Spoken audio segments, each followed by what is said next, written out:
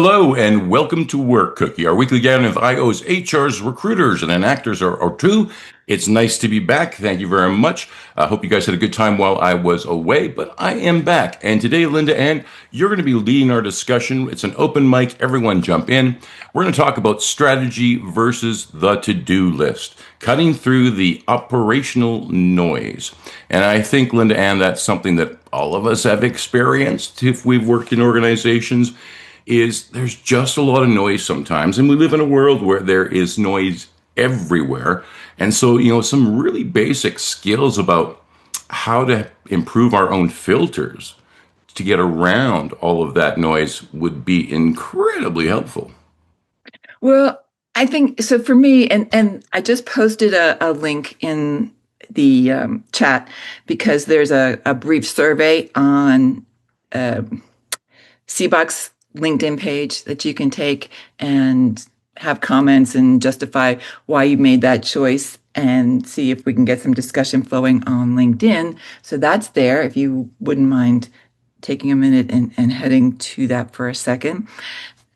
The reason I chose this topic is because so often, and when I've mentioned this, people will say, yeah, that's exactly what happened at my company.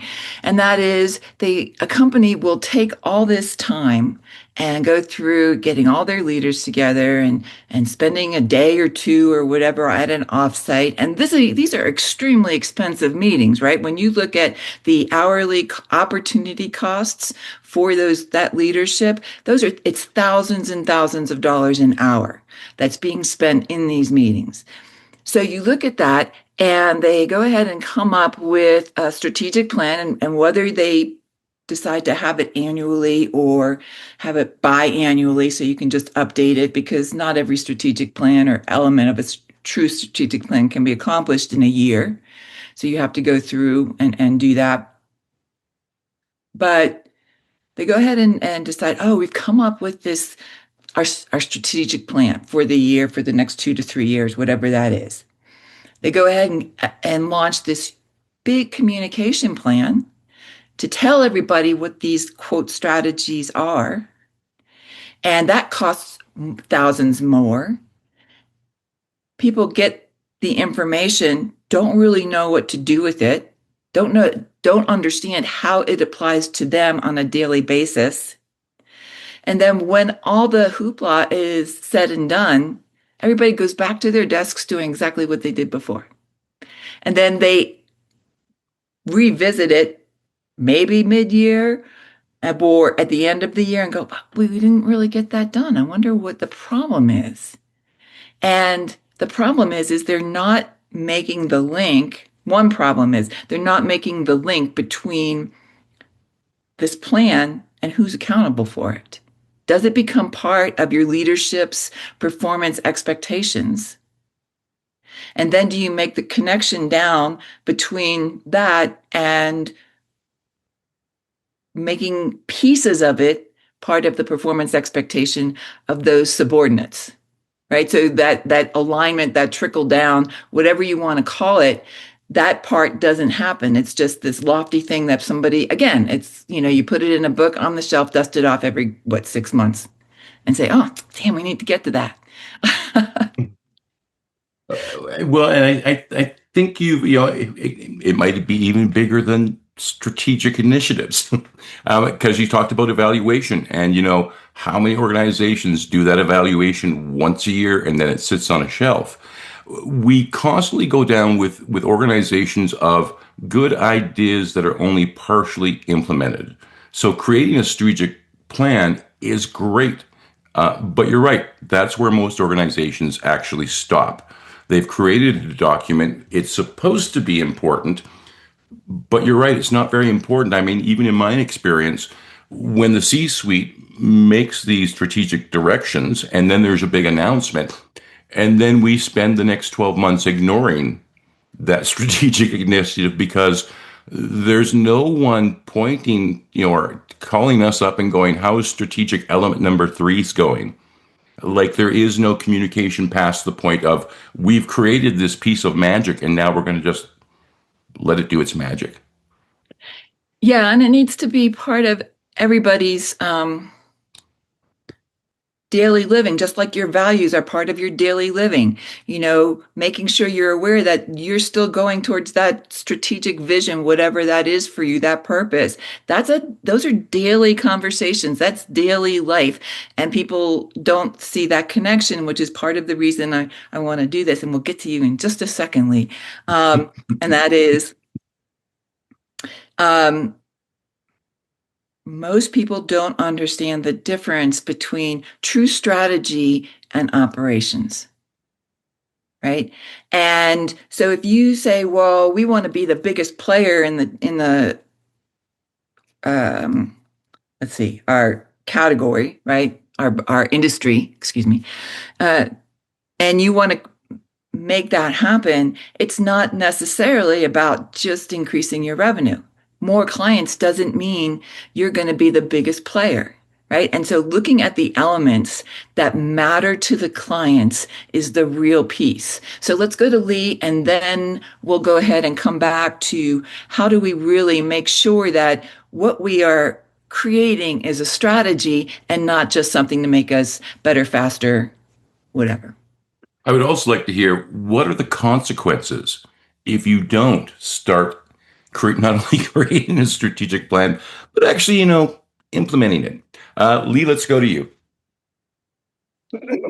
Well, to answer your question first, I think quite often the consequence is you're out the money for a retreat and maybe for a fancy consultant. And that's about it. Because they came up with a plan, they got put on the shelf to gather dust, and nothing happened.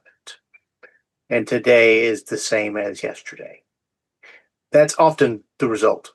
Nothing actually changed. There were some buzzwords. Maybe they put some fancy posters on the wall, and everybody went, okay, and they went back to doing what they were doing. So the big problem is that you have to go the full life cycle. The strategic has to translate down to the tactical. You have to get down to where the rubber meets the road. And in order to do that, you have to get down to the people who are driving the car. And the big problem is that a lot of times in these organizations, you get, the bigwig yuckity yucks who are sitting in a room somewhere in some fancy schmancy place, to LindaAnn's point, spending big bucks for their thing in their conference, and they've got some woo-woo consultant in there who's telling them about, how to change their paradigm. And, or as some commercial I saw, the paradigm, which I thought was funny. But there's nobody in the room to reality check them. There's nobody there to say, excuse me, we don't have the tooling for that. Or whatever. It's one thing, when I was still in the Navy, one thing that always happened was when the commander went in, the commander brought his senior enlisted advisor with him. Because, we always said, the officers ran the Navy, the chiefs made the Navy run. And so my job was to reality check the boss. Respectfully and in private, quite often, but to say, sir or ma'am, hey, look, this may not work quite like you're thinking, and here's why. Because they're at the strategic level, they're thinking big picture. They're thinking the ship moves, and I'm thinking we don't have enough gas. So, we're at different levels, but you need both of those levels. And quite often in these organizations, you got the people up there where the air is thin having these conversations, but they're not talking to the people who are doing the work. They're not talking to the people who are going, we don't have enough widgets to do that. So we need to actually include more levels in the conversation. We need to know, what is the manning going to look like to do that? Do we need new tooling? Do we need, what's going to be our supply chain? Is it going to change? Are we going to have to add? Routes if we're doing some kind of shipping or whatever? There's a lot of stuff that goes into that logistics wise that a lot of times aren't considered by the upper level because the upper level doesn't deal with that, and it's not necessarily an oversight on their part. They don't deal with that. they pay people to deal with that. So, but what they need to do is they need to make sure that they are considering that by talking to those people. That's why you have to make sure that you are involving the other levels so that you can go, okay, I got a great idea. Nick, what do you think about that? Give me a reality check. Because I got guys on my team that do things that I go, I don't get it, when they start talking.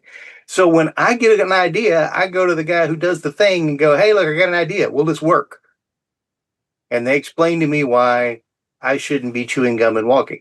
So, but that's how I don't make a fool of myself when I go, I got a great idea. Because somebody that I trust, I went to first and went, sanity check me. And they go, you've lost it. Here's the reality. So that I don't look stupid, and we give the people a real actual thing that will work. And then I look like a rock star. And I'm like, yes. So it works out for everybody. Thank you very much for that, Lee. Nick, before we go to you, LindaAnn, I think you've got some more information for us. Well, I didn't turn you. I put some items, some information in the chat for some articles and books and so forth that support the concepts that we're going to talk about. One of them, the basis is, though, that for the most part, when you're talking strategy is not an internal look. It's not an internal vision. It's really looking at why are your customers, whoever they are, choosing you, right? Mm-hmm. And if you were not in the mix anymore, who would they choose and why? Right? So you're really looking at what is the job to be done. And that's something that Clayton Christensen, who was, one of the biggest strategic innovators in the 20th century, promoted. It was something called jobs to be done. In other words, when your customer buys you, why are they buying you? What's the real reason? Okay. It's just price, then there's probably more to it, right? Then you're not differentiating yourself enough from others, right? Because true strategy is not easily replicable by your competitors. In other words, when we look at most quote strategies, people are going to say, oh, well, we need to reduce errors. We need to function cheaper. We need to do whatever that is. And is it really the reason that they're making the decision? Occasionally there are clients that are making the decision because you cost less and that's all that they care about. But why is that all they care about? What is it in their organization that makes them choose somebody who's less expensive, right? So one of I just took an engineering firm through this process. And you look at, so why are they purchasing your services over any other engineering firm, right? Is it for the quote drawings that you get? Because maybe the drawings are accurate. When you dig down more deeply, what they care about ultimately is getting through the approval process quickly, getting through that process with lower risk. When they go to build the building, has it been done well enough to make sure that there's no additional services that are needed? So it's really, when I would encourage people to go, okay, once you figure out why you think your customers are buying you, do an exercise of like the 5 whys. Why really are they buying it? Right? What is their motivation? It's not just the paper you give them or whatever that is. There's some other motivating factor that you need to figure out, so then you can create a strategy that is more of a differentiating factor than just making things more, better, faster. Thank you very much for that. Nick, over to you. Yeah, it's, strategy and operations are so clearly tied together, because if you're not operating within the strategy, well, why do you have the strategy? And I think to LindaAnn's point, so often we get mired down in, buzzwords like efficiency and, cost savings and things like that. And sometimes the strategy has to be inefficient for a while to change a culture, to, really make a big change and set yourself apart from the market and from competitors. And I think, you can get really excited in a strategy meeting and you get to cast a vision and, I get a little ADD and manic and like, okay, let's go take on the world. And then you have to face the reality of, oh, do we need to get new phone systems? Do we need to, change the way we speak to our customers? Do we need to, completely pivot from the product we're doing? And the hardest part is always kind of that consistency throughout an organization. If not everybody's buying into the strategy, it's not necessarily going to work. And oftentimes, no matter how good the strategy is on paper, the to-do list takes the important place of it's urgent, it's in my face, I can strike something off and I can feel good about doing that. But, it can be very disconnected. And I wish there was a simple fix because it happens at an organizational level as well as an individual level. If you're looking for a job, you've got to put applications out, but are you putting the right applications out? Are you, networking correctly? Are there other steps that is a more strategic way to go about doing things that may not feel natural, they may not feel efficient, but ultimately, take those steps and you'll get where you're going a little bit faster. Thank you very much for that, LindaAnn. We'll pop back to you, and then Natasha, over to you.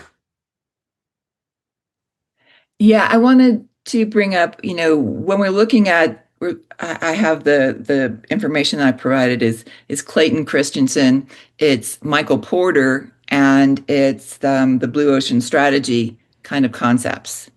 And when we're talking about really looking at what the external aspects of our strategy and our company and where we want to go, et cetera, one of the things that you look at is Michael Porter's 5 forces and model. And one of the things that Michael Porter states is that operational effectiveness means performing similar activities better than rivals, right? That's more, better, faster. Strategy means performing different activities or performing similar activities in different ways. Again, it's making it so that your competitors can't just undercut you. In other words, a lot of times, especially if you're doing well in an industry, your competitors will go ahead and just lower their price just to get business in the door, keep cash flow coming and whatever. If they're truly just buying on price, that will work. If they're not buying on just price and you're making sure that they're aware of that and that you're addressing their true need, that will not work as well.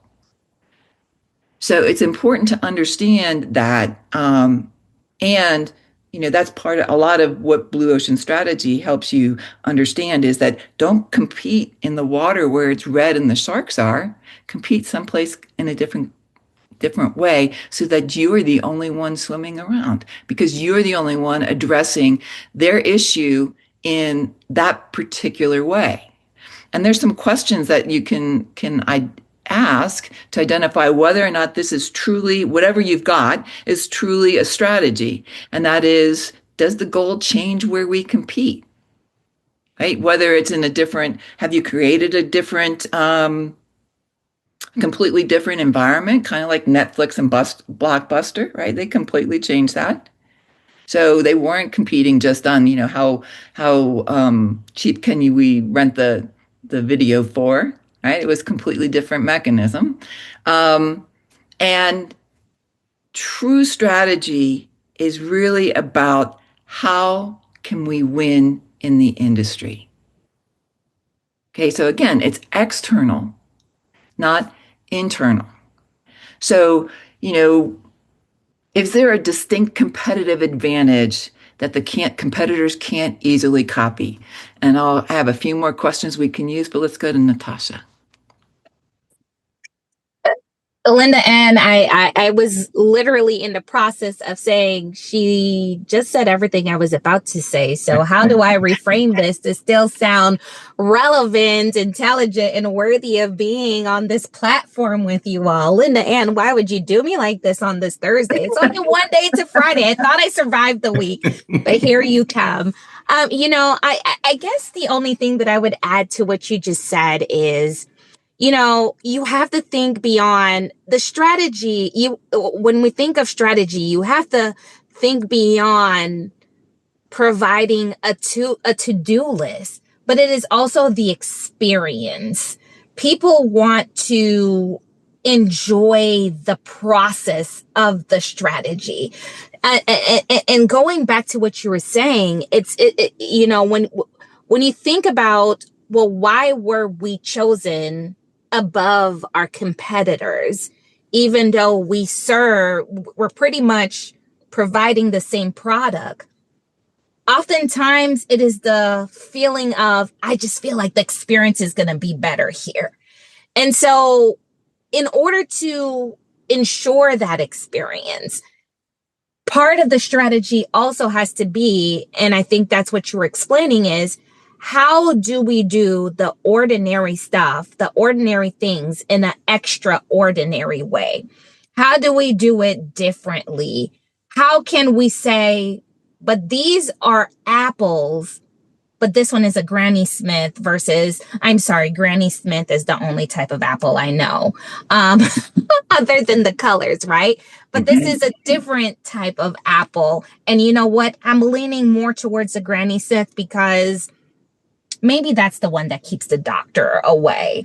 And I think that it goes beyond just the organizational strategy and extends to the individual strategy. It goes back to the people who are carrying out the task. A strategy for an organization, let's say for, the Metas, the Amazons of this world, a big strategy with them was, let's have these competitive or salary packages that are almost not competitive, that other organizations can't compete with. But you also knew in the background that the culture of a lot of these organizations were not the best to work in. They will work you around the clock and make sure that you earned every cent of that, comprehensive, salary package. And for other organizations, they might be able to say, hey, I can't offer the same salary band as those organizations, but I can offer flexibility. I can offer a culture that people say, I might not making the larger bands, but the experience and how I'm experiencing this organization, how I'm listened to, how I'm heard, makes me want to go above and beyond because I feel like I belong in the fabric of that organization. That is part of a strategy on a macro that feeds into the micro that feeds into the macro.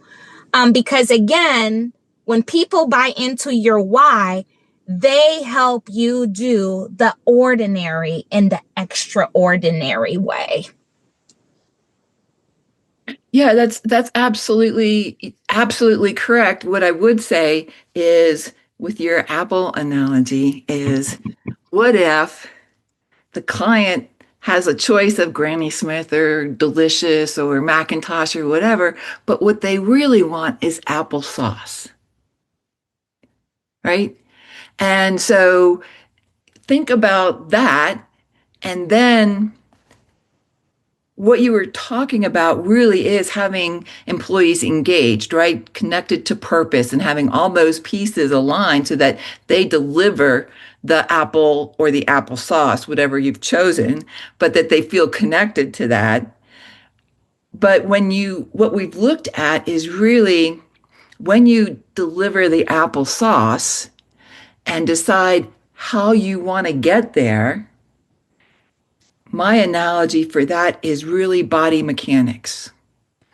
When you look at an athlete, an elite athlete especially, or if you're teaching a child how to perform some kind of, you're coaching them in a new skill set, when you break it down into the elements of how your body needs to perform, right? One of the then you will eventually get there. My example of that is years ago, my daughter played softball, so I coached softball, and they went from coach pitch to kid pitch, right? So now all the kids were going to have to pitch.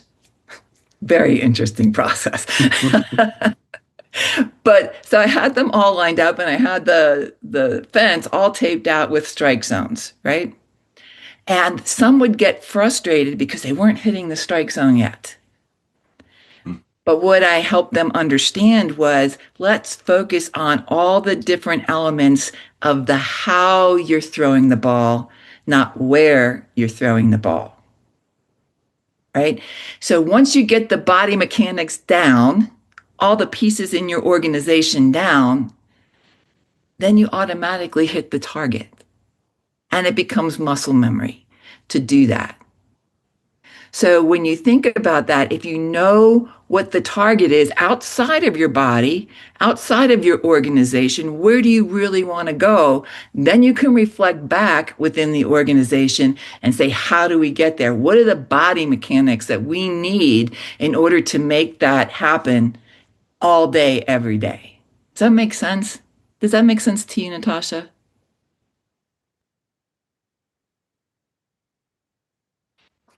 I'm going to say yes. Absolutely. Yes, it does. Sorry, I'm on my cell phone and it's a struggle finding that unmute button. Great. Thank you very much. Dan, let's pop over to you. Yeah, good morning from Houston, Texas. Great discussion. Really enjoyed it. I missed the opening, I guess, so what of this conversation. I think it's fairly self-evident. Some good comments that I had already crossed off that have been said. So, a lot of aligned minds here, if you will. A couple of things, like I know, LindaAnn, you keep talking and really stressing the point of it's external. And I 100% agree with that. But where it mostly falters is how it resonates internally. The misalignment around strategy, at least in my, I would just say, experience. And so, like Lee, I have a military, career background. And when I came into strategy and listened to it as industry talks about it, the first thing that came to mind was the term commander's intent, which is really how the military couches it under one broad umbrella is what's the commander's intent in and around what the future holds. And that is a North Star for the organization, but it's also a bounding, when done well, it's also a bit of a bounding agent. Like, hey, we're going to head this direction, and here are our left and right limits, and you can play in all of those, and I'm going to give you the delegated discretion. For instance, you said, hey, maybe we want to get into, if you're in oil and gas, we want to get into the downstream side of oil and gas. We've only worked in the upstream side. And so the commander's intent would be, hey, we need a quality first event, a first customer engagement in downstream. That's the commander's intent, a first quality one that delivers well for the customer. And so that's the North Star, but you're giving your team maybe the latitude to say whether we compete on price, quality, or whatever, you decide, right? You've given them the tools and the resources, but you're giving them the latitude on how to deliver that. You don't need to micromanage that necessarily unless it's going to affect your overall branding. So I'd like that more. I think LindaAnn, you said it well. It's the plan to win, and commander's intent is always focused on how to win. And then internally, I guess the things that I always consider so that it doesn't become a failure is that whatever strategy you decide, it is a leadership communique that you have to hope resonates, or you have to make resonate with your people, or this is actually where you'll lose at least 25% of your organization. Because one thing we know about humans is only about 25% to 33%, depends on the industry, will actually care about the corporate strategy. But the ones that really care about it. The others may care more about the mission, the vision, or the values, and similar sort of blocks. So for me, when I think about strategy, I just want to make sure that it resonates with the people and that however I articulate it or bring them on board, which I think Lee was stressing, is it's change done with and not to the people, the members of my team. And so, bringing them along so that they are part of the process, so they feel like they own it. That's something I just think is so important to empower the to-do list that they're going to want to do, because they believe in the strategy. Because when they don't believe in the strategy, they'll vote with their feet and they'll leave. LindaAnn?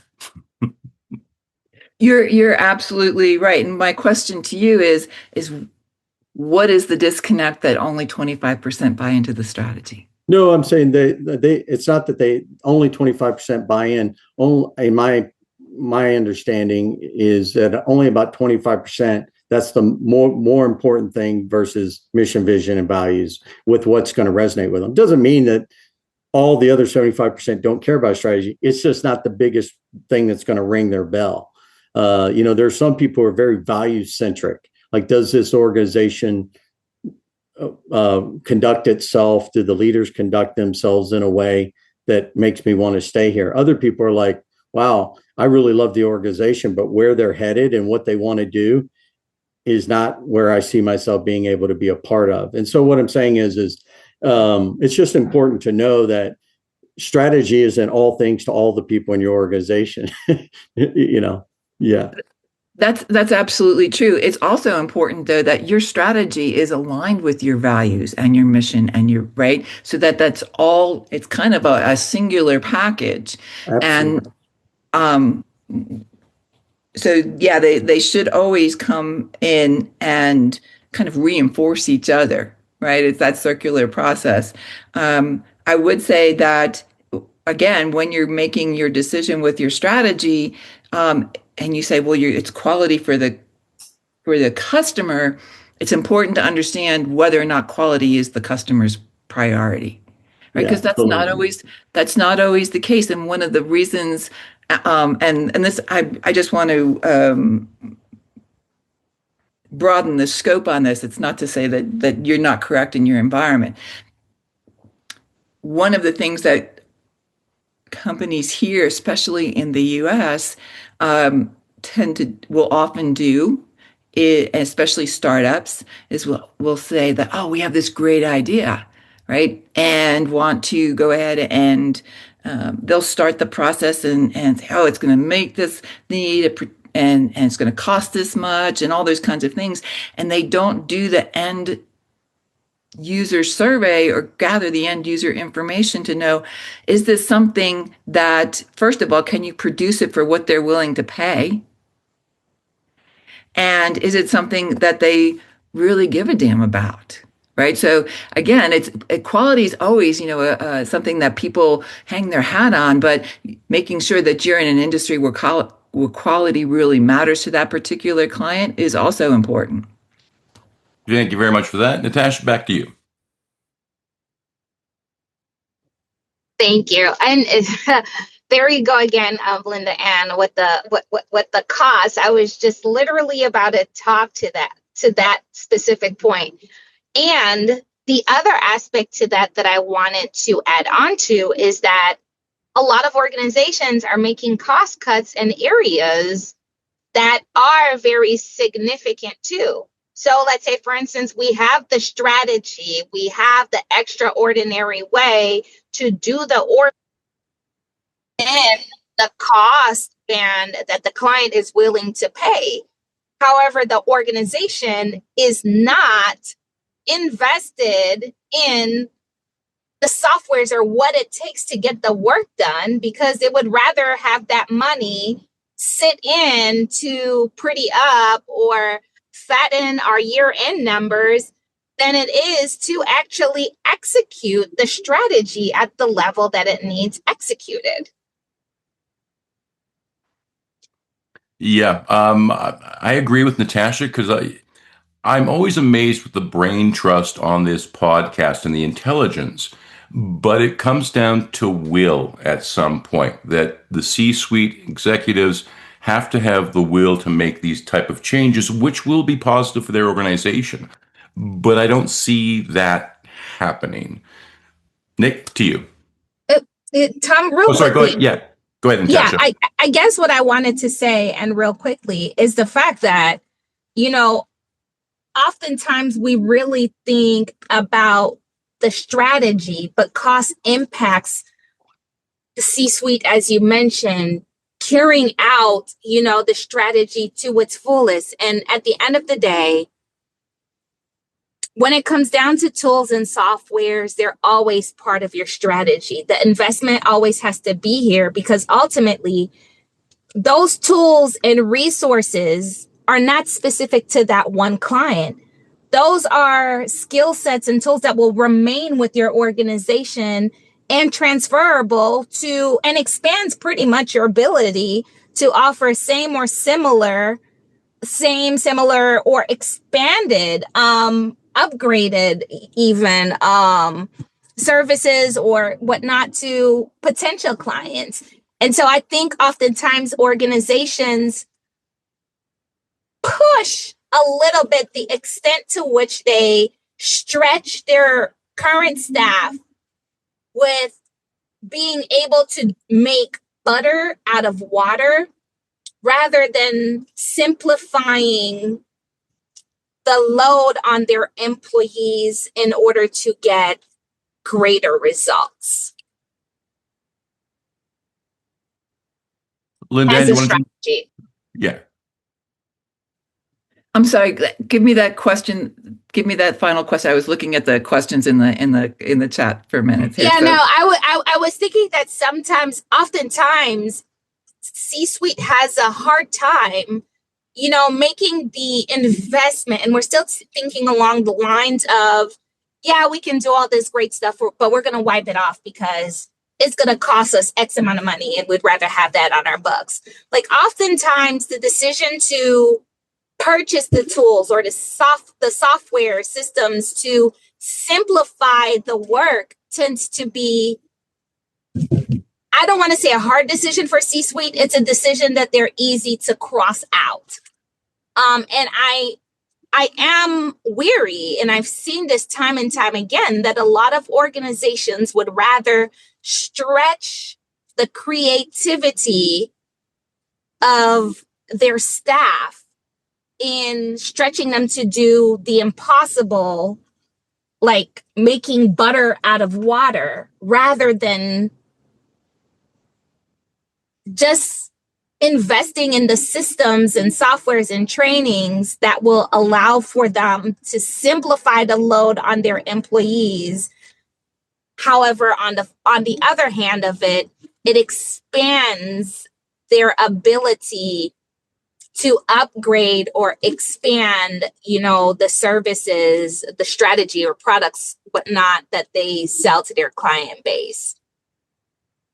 so I think that in some ways, well, my question is, in that situation is, if you don't want to do X, what's the cost of not doing that? What are you not going to do? Right. And so there's that piece of it. Strategy can be incremental. I really don't work with much with people saying, oh, what's our 5 or 10 year strategy? Because it's just too hard anymore because things change so much so fast. But you could say, okay, well, within this amount of time, we want to be here. So our strategy for year 2 is this component. Our strategy for year 3 is this component to eventually get to that other piece. Or they just don't want to look. They don't want to look or be accountable for the long range success, right? That's the option to not look at that and then just kind of see where we go, but then you end up somewhere else. So that's definitely challenging for some organizations because they're in daily survival mode in some cases, or they have a hard time looking beyond themselves or their own success. But that's a whole nother podcast, really. How do we get to past that? Thank you very much, Nick. Let's go to you. Yeah, I think that, kind of the driving factor, we always assume that, the C-suite is looking at maximize efficiency, more out of less. And that's the capitalist system we're in. And I think there's, shifts in what can we do to impact the lives of employees. There's a lot, if you just keep it job related and you keep it practical and pragmatic and take all the emotion out of it, well, that works to a degree, but then people feel like cogs and they don't engage. And so you do have to have some give and take with what you're looking at as far as engagement and things like that. I think one point, and I'm sure Leo will get to it as he follows up, but he talks about who's the customer and what do they desire. I think oftentimes strategy cannot think like journalists. Who, what, when, where, why. All 5 of those questions need to be asked, and I think you get the what, you can get the who pretty easily. When gets really fuzzy, but ultimately why? What is the purpose of this initiative? What are we trying to do? And I think another question that should be asked in strategy meetings, how much runway do we have to make this work, and when do we walk away? And what are we not going to do? Are we going to focus in on this so hard that it's the only thing we see, or are we going to try to be everything to everyone? I think when you do get some clarity on who is your audience, what is your vision, the efficiency comes with that, because you're filtering through that one idea of this is who we are, this is what we do, and this is how we're going to do it moving forward. Thank you very much for that. Lee, let's go to you next, and then LindaAnn will pop back to you. Oh, man, so much. I mean, this group gets my brain bouncing around. And of course, my ADD didn't help. But man, so like Nick said, the first thing, when you talk about it being external, and having to deal with the customer, the first thing you've got to determine is who is your customer. And sometimes the answer is not obvious, because the person who's currently buying your thing, whatever the thing is that your customer? Maybe, maybe not. Because the question is not who is your current customer. The question is who is your desired customer. Because that's your target. That is really your true target. Because, I mean, if you let's say, you're let's say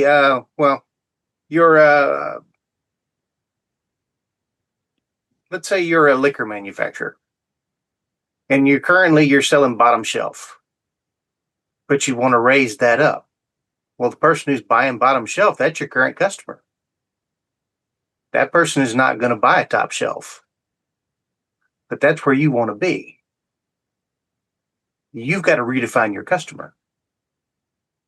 You've got to target that new customer. That's the person you're going for, and you've got to figure out your strategy on how to get there. So you have to define the customer that you are going for. That is the who. You have to define that person, and then you've got to find out that customer. What do they want? Not the one that maybe the one you're using now. You know what they want. They just want the alcohol content and the cheap. They're buying off the bottom shelf. The guy who's buying off that top shelf, the one who's spending the money, the one who's investing, what do they want? Well, that's a whole different demographic. It's a whole different set of why. So you got to do some research. You got to get in there. You got to figure that out, because you're going to have that strategy is very, very different. And so you've got to define that correctly. And that is a different thing. See, one thing that a lot of companies make this mistake, and there's a whole lot of different, and this really defines used to be versus what we know now. There are a lot of companies that were powerhouses that we don't see around anymore. And a lot of the reason is because they answered yesterday's question. Strategy is about answering tomorrow's question. Not today, not yesterday, tomorrow's question. That's what strategy is. Because by the time you answer today's question, it's yesterday's. So you have to look ahead. Now, there's a little bit of prognostication going on. But you got to make it more than a guess. You have to do some research. You got to look at you got to determine the customer. You got to determine what they want. There's got to be some research going on. You've got to look at where you're going. Like the old saying goes, if you don't know where you're going, any road will get you there. That'll put you in the dustbin of history. What you want is, where are you going? Where's your desired destination? And that is going to drive the actual strategy that will keep you here to where we're talking about you next year and the year after that. And you have to be flexible. 5-year plan, fantastic. Don't be so bought into that you can't be flexible. That will put you in that other category again. A year from now, we're at a crossroads. Do I stick to the plan no matter what? Or do I look at what's going on and adjust if necessary? Door number 2 is the right answer. You can have a 5-year plan, but that 5-year plan needs to be flexible. When you get to the reality on the ground, they like they say no battle plan survives contact with the enemy. When you get it to, when whatever your plan, your cadence is, 6 months, 1 year, 18 months, whatever you decide it is, reevaluate. Is this working? And if it is not, now we need to have some tough conversations. And what does that mean? So, and to Natasha's point, communicate, because sometimes, ROI is a thing. And as somebody who has to deal with budgets, sometimes it looks like, hey, why don't you just do more stuff? There's only so much money in the checking account. Sometimes you can't, but you have to communicate that. Because when they're going, well, why are you just asking more of me? Why don't you just buy this thing for me to make my job easier? Well, if I'm going to bounce the check, I can't do that. But if you don't know that, you're just thinking ill of me because I'm not giving you a tool that I don't have the money to give you. So you have to communicate that. So that's another thing that that is key to this. That's kind of a tangential, but you have to communicate up and down. This is what's going on. This is the why. We're on this bus together. If we go off the cliff, we're all strapped in. So you have to make sure that that's being communicated. So let's look forward and keep it moving. And to move forward, you probably need one of the people on this panel to help you out with that. So LindaAnn, let's go back to you. A couple of things. One of the things that Lee had mentioned is, is the money and paying attention on a regular basis and making sure that you have the right client, et cetera. So one of the things to look at in those aspects is, are your strategic goals really creating distinct opportunities for competition? Mm-hmm. Right? Something that your competitors cannot easily copy. So even if you're on a tight budget, is there something out there that can change the way you approach the competitive environment that they can't do easily, right? Even if it's just you've decided to make this approach that while everybody else is still in the operational mindset. So that's one thing. I want to bring up a question from Geraldine, and she asked if, since she's in HR, can HR be truly strategic based on the definitions we've talked about here? And if so, what does that look like? From my perspective, and in my opinion, yes, you can be truly strategic.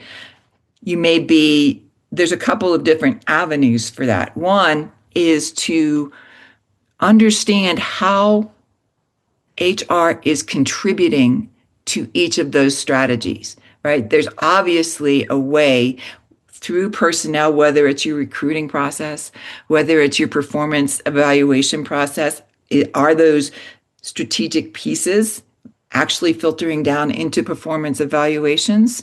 How is that happening?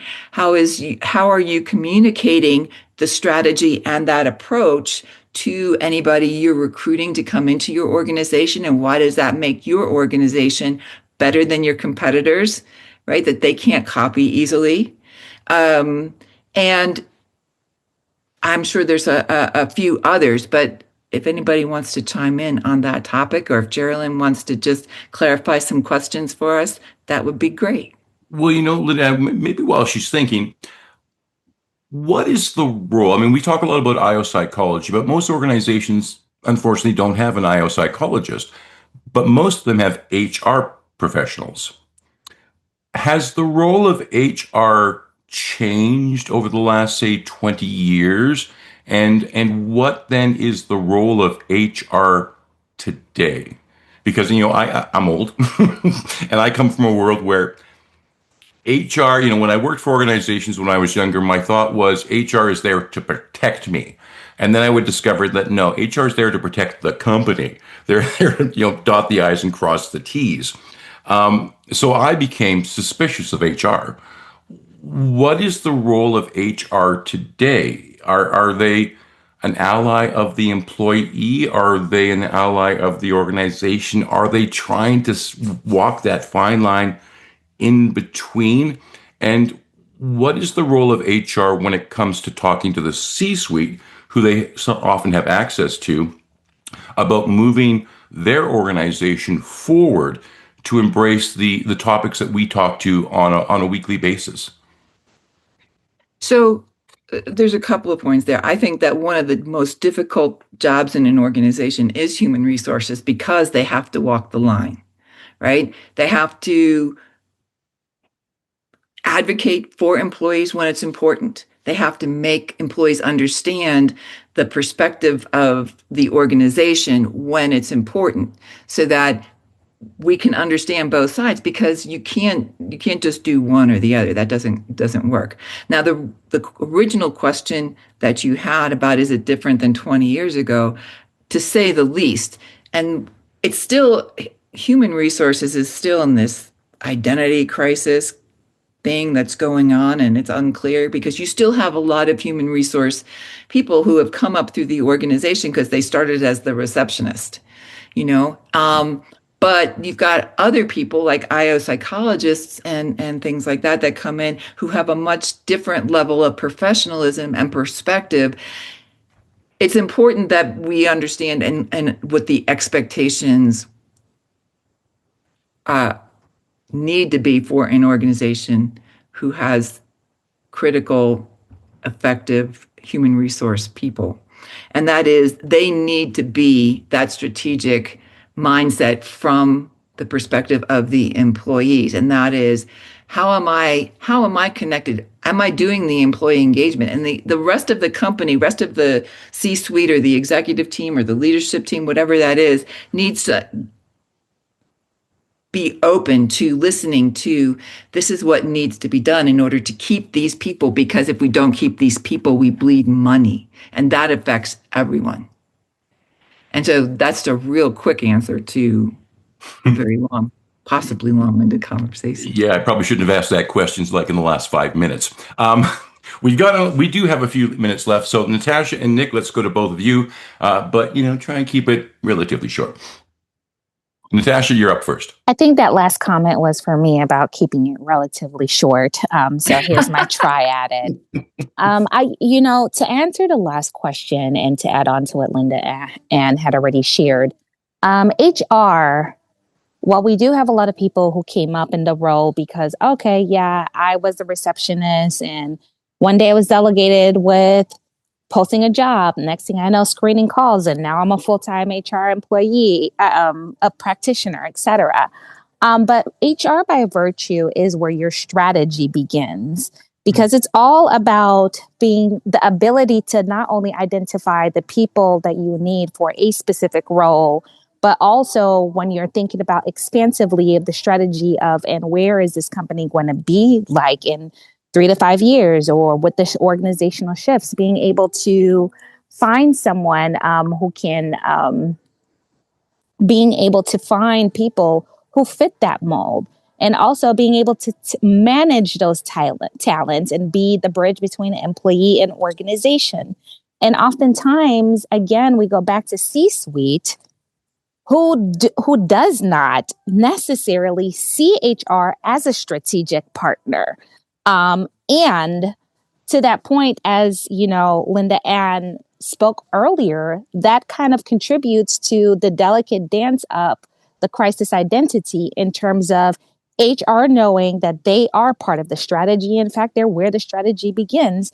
And unfortunately, organizations just see HR as cleanup on aisle 5 because we don't want to be held liable. And also, by the way, we need to fire this person and this job needs posting and all the things that they do not want to, or they do not want to deal with. So again, it goes back to, how do organizations, yes, HR is a strategic Yes, HR is a strategic partner, but our organization's truly using HR as the beginning and the bedrock of said strategy. Because ultimately, HR is the first place employees go and not necessarily or always their direct line of supervision. Thank you very, very much for that. Nick, over to you. Yeah, to echo what Natasha was saying, it really is how you utilize your HR function speaks to what your strategy is. If you are, okay, we have people working for us, so they have to have benefits and they need to get paid and we have to do all these administrative tasks. Those are critically important. And it's, oftentimes that's the primary driver of, okay, we've got our benefits program. This is how we're taking care of our employees. But if you're taking a people-centric strategy, then you are going to say, well, how are we developing them? What's setting us apart as an employer? And yes, there is the balance between protect the organization from asking dumb questions in interviews and, telling on themselves and all of that. Whereas also empowering people to speak up to leadership, to present the new idea. Again, I get to be the starry-eyed optimist all too often. But I think there is a world in which, and there are organizations currently that have an HR function that does enable and empower the people. But you also have the old guard of got to keep the company safe, just don't make noise, don't make waves. Change doesn't happen all at once, but you see the language in job postings. It's people operations. Human resources is kind of a passing term because people are people and not necessarily a resource. And I think there is some awakening to that. But again, it comes down to your choice of language and your strategy, which again is a whole nother topic for, hopefully the rest of the month. Well, thank you very much, Nick, and God bless the optimists. We need them more than ever. LindaAnn, let's go back to you. I think this is about time to wrap up, Tom. So I would just like to Do you want to give mention, a little preview of next week? We're going to be talking about why customers don't care, a critical concept in strategic planning. right, the why don't they care about your services? Because they're just like everybody else's, right? So how do you make that different? Maybe And there's how, huh? maybe there's a lesson for the IO community. Really, are we talking about true strategies and how you create that difference? Because one of the challenges that happens is, oh, okay, we've gone ahead and we've focused out externally and we've created these just actual strategic goals, but that requires a different level of communication to your clients, to your customers, potential customers. Will they understand that, and how do you do that? Well, I always love it when we wrap on the message of communication. Thank you very much for that. Thank you, everyone, for your contribution today. And for those who just listened, and once again, if you are listening or downloading the podcast, we are live Thursdays, 12 noon. Just go to the CBOC website and get your free ticket. So thanks again, everyone. And LindaAnn, if you want to count us out, we'll see everyone back here in 1 week's time. 5, 4, 3, 2, and 1.